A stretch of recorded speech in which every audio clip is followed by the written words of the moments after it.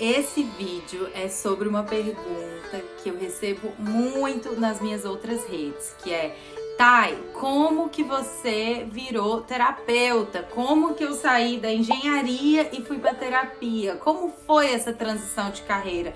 O que aconteceu? Que rolê é esse? Calma, eu vou contar tudo. Mas antes eu preciso te contextualizar um pouquinho. E lá para Tainazinha pequenininha. Eu sempre fui uma criança muito aberta energeticamente, né? Todas são. E eu sentia muito presença, via coisas, sentia umas coisas meio esquisitas.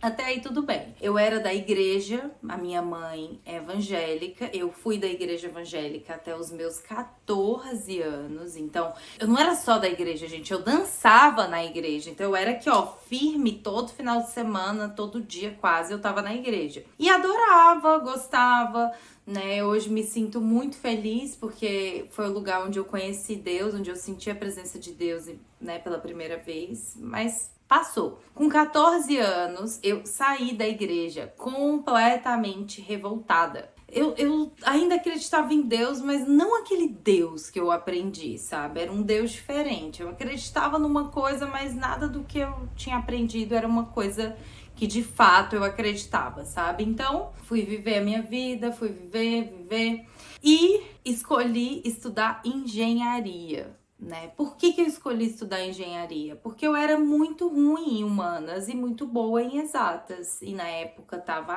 vai dar dinheiro, lá. Tudo bem, fiz engenharia ambiental na UNB, Universidade de Brasília. Sou muito grata. Me abriu, assim, muitas portas. Foi incrível. Quando eu tava mais ou menos no 6º semestre de engenharia ambiental, eu fui fazer intercâmbio pelo Ciências Sem Fronteiras, um programa do governo, né? Bens a Deus, Ciências Sem Fronteiras. No Ciências Sem Fronteiras, eu estudei lá no intercâmbio engenharia civil, engenharia ambiental e business e administração. Então eu voltei para o país, eu voltei para o Brasil em 2015, pensando, vou fazer engenharia civil. O sonho que eu tinha era, quando eu tava no intercâmbio, eu vou voltar pro Brasil e vou ser CEO, CFO, alguma coisa chique de uma empresa multinacional. Era esse o meu sonho. Então, o que eu fiz? O que eu tinha que fazer? Eu tinha que voltar pro Brasil e começar a trabalhar numa multinacional. E foi isso que eu fiz. Eu entrei numa empresa que é a joint venture de 2 multinacionais. Então, eu tava numa empresa grande, sendo estagiária, mas era a minha porta de entrada, né? E tava ótimo. Tava feliz, beleza. Em 2015, quando eu voltei do intercâmbio, que foi quando eu comecei a fazer engenharia civil, eu também terminei um namoro. Foi uma data importante pra mim, foi um ano importante pra mim, sabe? Porque foi nesse ano que eu tive que me conhecer mais, querendo ou não querendo. Como eu falei, durante todos esses anos, dos 14 até os 20, 21 anos de idade, eu fui meio que deixa a vida me levar, vida leva eu, deixa a vida me levar. Essa era a minha vibe, assim, eu não tava muito preocupada, eu tava seguindo a vida, namorava há 5 anos, a gente tinha morado junto na Irlanda, vou casar, é isso que eu pensava. E aí voltamos e pá, terminamos. Gente, aquilo foi pra mim tão forte, porque era uma certeza, muito certeza que eu tinha que a gente ia ficar juntos, e de repente a gente terminou. E naquela situação eu me vi meio sem eira nem beira, sabe? Quando você fica assim, caraca, quem eu sou? Será que eu gosto de rock mesmo? Será que eu gosto dessas coisas mesmo? Será que essa sou eu? Mas pera lá. E aí eu comecei a aprofundar, né? Peraí, deixa eu ver quem eu sou. Por incrível que pareça, eu sou muito cética. Eu tenho uma vibe cética, assim. Eu sou virginiana com ascendente em Capricórnio, sabe? É quase ver pra crer, pra eu acreditar, sabe? É um pouco estranho, mas é a verdade. Então eu comecei esses meus estudos sobre autoconhecimento indo muito pra uma vibe de coach, de inteligência emocional, porque era aquela coisa mais racionalizada ali, mais empresarial, era o que eu vi que, tipo, não, isso aqui é verdade, isso aqui tem consistência. E nesse ano também, em 2015, foi quando eu tomei ayahuasca pela primeira vez, que foi um marco na minha vida. Dia 14 de novembro de 2015, morreu uma Tainá e nasceu outra Tainá. Mas enfim, a minha experiência com a ayahuasca é assunto para um próximo vídeo. Beleza, voltando. O 2015 foi esse ano que eu tive que me aprofundar, me imergir em mim mesma. Porque imagina, gente, eu tava totalmente com o coração quebrado, tava mal, tava passando por muitas situações. Eu não tinha o que fazer a não ser me conhecer. Então eu mergulhei nisso, comecei pelos coaches, como eu falei, inteligência emocional, até que eu fui indo para algumas terapias alternativas, fui fazendo, né, sendo consulente numas terapias, no tarô, numas coisas que antes eu não gostava muito. E daqui a pouco eu tava completamente imersa nesse mundo, estudando muito sobre isso, mas em nenhum momento eu tinha vontade de ser terapeuta. Eu não queria. O que eu falava, né? Algumas amigas falavam, Thay, mas é a sua cara. Você veio pra isso. Eu falava, gente, eu não quero.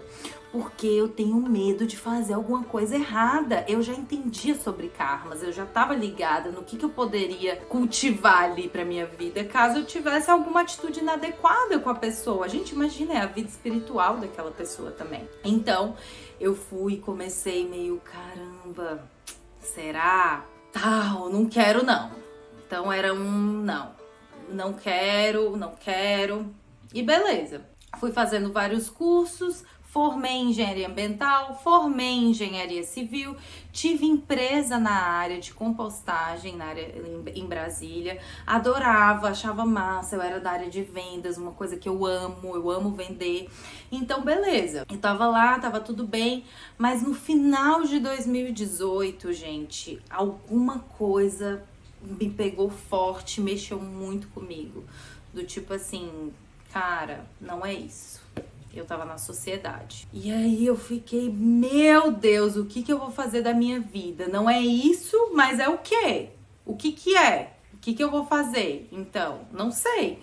Fui, conversei com os meus pais, aquela tensão, né? Aquela situação meio, caraca, como que eu vou conversar isso com eles? Eu contei que tinha saído da sociedade, mas eles falaram, o que você vai fazer? Eu falei, ainda não sei. E aí, nesse ainda não sei, eu fui fazer várias provas de trainees pagado pelo Brasil, fui procurar emprego, fiz várias coisas e nada funcionou, não passei em nada, nada deu certo. E eu tava assim, tipo, caraca, como pode? Meu currículo é ótimo e eu não consigo nada de nada. Que é isso? O que tá acontecendo? Como uma boa brasiliense, fui honrar minhas origens e pensei, vou estudar para concurso. Por quê? Sou inteligente, tenho facilidade, não tá rolando nada pra mim, vou estudar para concurso, até porque eu estudava, gente, pra área de controle, né? Quem é concurseiro aí, ou tem amigos concurseiros, sabem. É uma área que tem uma remuneração muito boa, né? E tem em vários lugares tem opção de teletrabalho. Então, essa era a minha vontade, olha isso.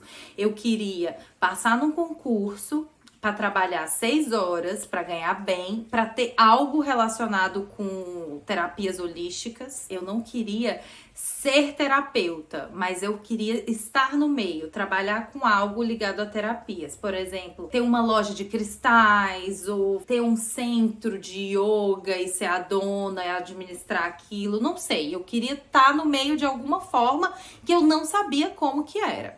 Beleza, comecei a estudar, tava achando legal, nossa, que massa, eu não sei isso, tal, vibes, legal estudar pra concurso. Beleza, um final de semana X, minha amiga Juliana, isso em 2019. A minha amiga foi e falou, a Ju, Thay, vamos pra Chapada comigo no final de semana, voltar e sexta e voltar domingo, só pra dar uma espairecida e tal. E eu, nossa, vamos, preciso ir. Beleza, chegamos lá, ficamos num lugar que é o lugar que eu amo, pra quem conhece a Chapada, fiquei entre São Jorge e Alto Paraíso. E foi a primeira vez que eu tinha ficado nesse lugar. E o dono do lugar, né, tipo como se fosse um centro com vários chalezinhos, assim. O dono do lugar tirava I Ching, é um oráculo chinês, para quem não sabe. E a minha pergunta para esse oráculo foi: estudar para concurso faz sentido pro meu propósito de vida? E aí saiu um monte de coisa, né, mas resumindo, uma delas foi: você vai ser bem-sucedida em tudo que você fizer com o seu coração. Gente, aquilo ali pegou muito forte pra mim.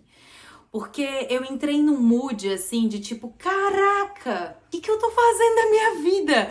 Tipo, eu nem quero ser auditora de controle do Tribunal de Contas da União. Eu quero o status que isso me dá, eu quero o dinheiro que isso me dá. Mas eu nem quero isso. E eu comecei a pensar, caramba, se eu morresse hoje, eu ia morrer muito triste.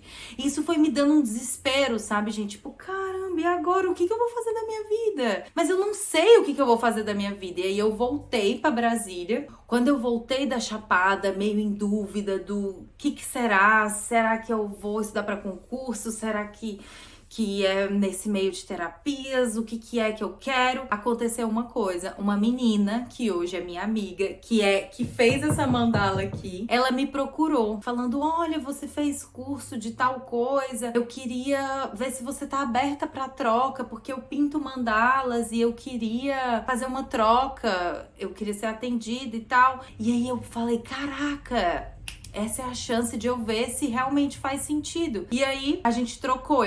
Eu falei pra ela: olha, eu não vou te atender com a técnica tal, eu vou te atender com o meu jeito. E aí eu misturava várias técnicas, né? Desde o meu primeiro atendimento, que foi com essa pessoa, a Vicky.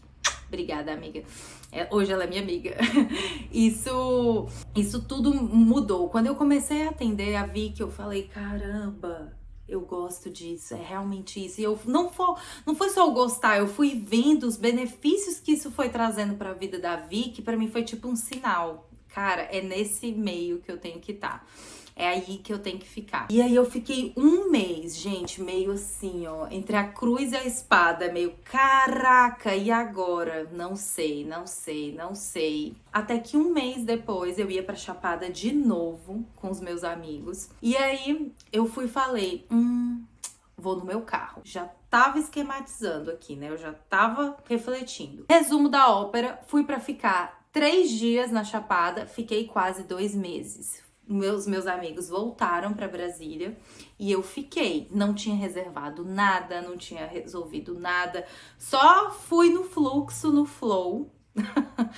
E aí eu mandei uma mensagem pros meus pais, assim, gente, eu preciso me afastar de vocês, eu preciso sair de Brasília, eu preciso sair um pouco dessa energia de vocês, eu não tô bem, eu tô me sentindo muito confusa, eu tô me sentindo muito atrapalhada e ficar aí, né, tá aí nesse meio me confunde mais ainda, então eu preciso dar esse time pro meu eu, pra mim mesma. Gente, eu tinha certeza que a minha mãe ia me xingar de todos os nomes possíveis, que eles iam ir lá me buscar.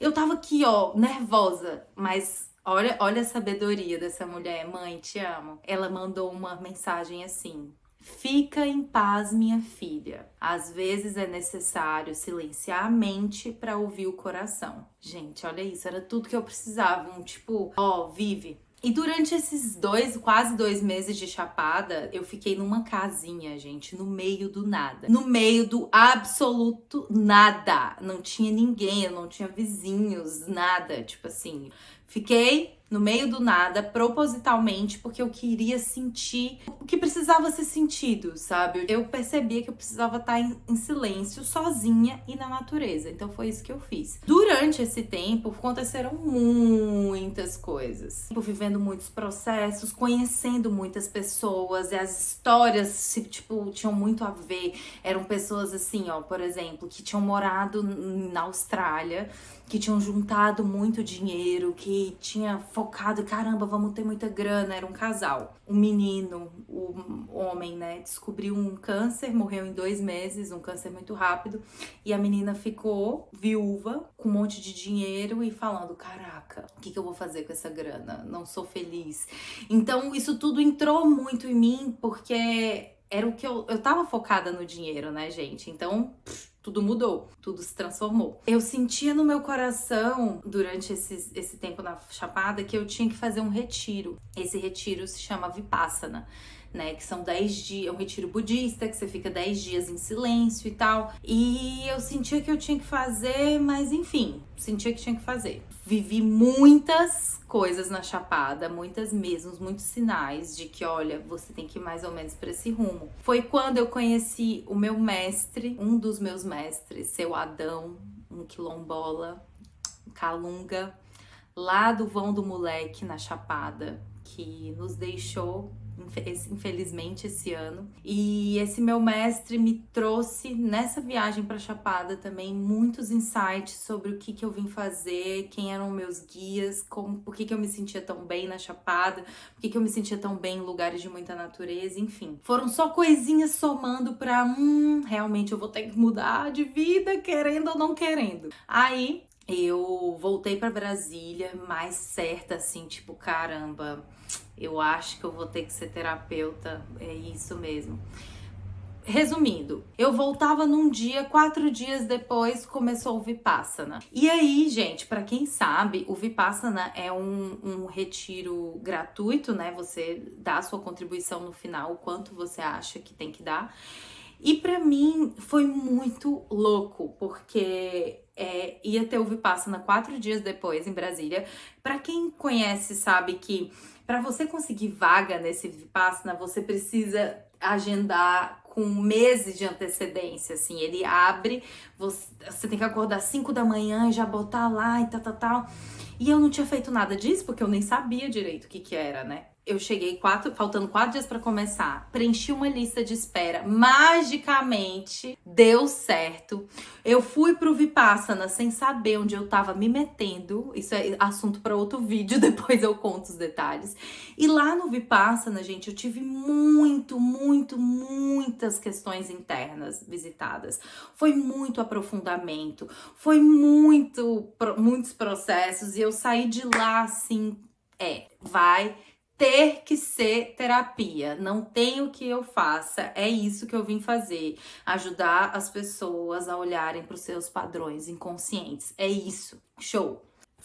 Vim mais fortalecida, né, cheguei para minha família e conversei com eles, abri o jogo e falei, olha, é isso que eu vim fazer, é isso que eu vim ajudar, é isso que eu vim transformar, essa é a minha missão. E meu pai me olhava assim, tipo, você vai ser psicóloga?